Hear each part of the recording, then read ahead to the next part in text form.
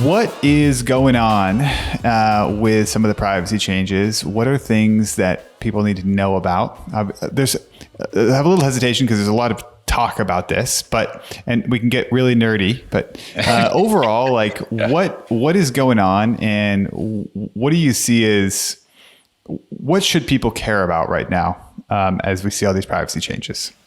Yeah, it's such a good question, and I think the strongest word to use right now is uncertainty, right? We don't know exactly what's going to happen or how this is going to play out, and we hear all types of plans that the different platforms have, and you got Facebook throwing up their arms and saying, hey, this is going to be unfair. All of the privacy changes from iOS 14 and things like that. Google's announcing different things they're going to be testing and experimenting to try to, get around some of these privacy things. They announced no more cookies starting next year. So we're moving away from cookie-based targeting altogether.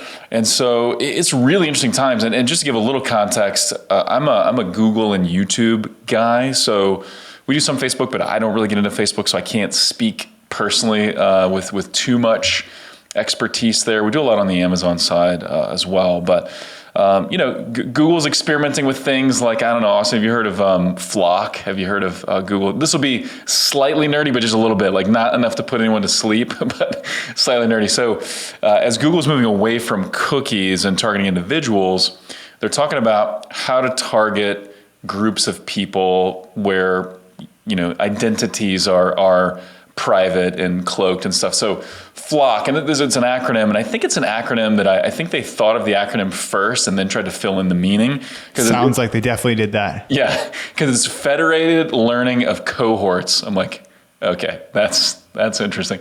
But basically what they're doing is they're saying, hey, instead of targeting individuals and, based on behavior, based on search behavior, based on websites they visit, things like that, we're just going to put people into these flocks or these groups based on behavior, but it'll all be anonymized and stuff. Anyway, so Google is saying, hey, the early tests show the performance of Flock is 95% as good as what we're doing now. But then you hear from browsers like Firefox and Microsoft Edge and a few others that are saying, yeah, we're probably not going to implement that. We're not going to use the Flock technology. So then that technology would just be available on Chrome as an example. So I think the bottom line is there's just uncertainty. And the way, there's kind of been this trend where marketers have been able to give more and more control to the algorithms and to machine learning and like just let the machine, let Google, let Facebook decide what to do.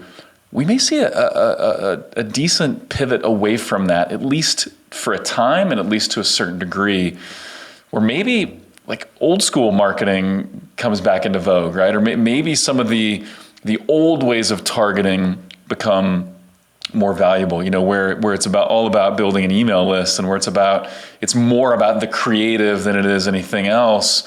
And so yeah, I think uncertainty really captures it. And then we may see a renaissance of sorts in some forms of advertising. We can unpack a lot more there, but that's just kind of a general first thought. I'm excited to dive into all of those things. I want to go just to the privacy side, where, like you said at the beginning, like they're making changes. Like, where are they making changes? Like, at what level? And what are you familiar with? What are some of the big, top level changes that are being made? Yeah. So right now, if you look at Google search and Google shopping, so, query-based marketing, search-based marketing, I don't think that's going to change a whole lot. We're not seeing any changes right now. We're talking to our Google reps, every couple of weeks about this and trying to stay up to date and stuff. Not seeing any changes there. Not really seeing any changes on YouTube just yet, although you and I were talking like the day of this recording, we're seeing some volatility, especially hearing some Facebook advertisers, some volatility right now.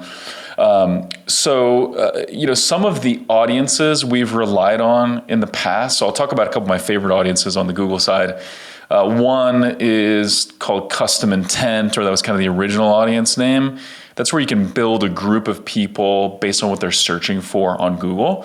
So that's a pretty cool signal to use, right? What you're searching for on Google is a pretty good signal of what you're interested in and, whether you're in the market for something or looking for a solution or whatnot. So Like those audiences, size 12 Nike Airs. It's like, yeah.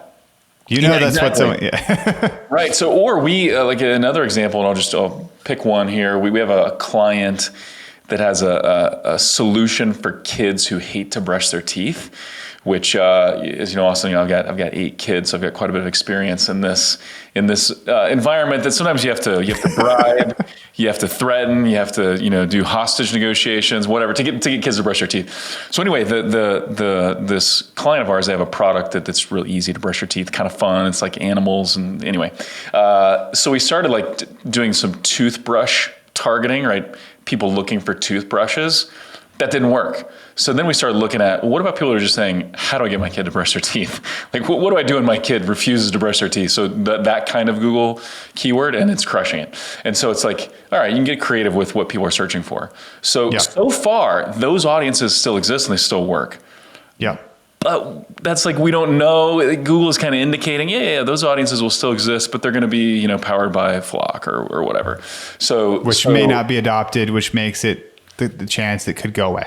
Exactly. So that's the thing. It's really targeting is going to change, and attribution is going to change, right? And I know you and I could talk about attribution for a long time, and it's a bit of a black box and kind of a gray area, and every marketer has a different opinion on how to properly work your attribution modeling. But that's going to get messier and harder. So I think, audience targeting and attribution are kind of the 2 biggest areas that are going to change. It's interesting.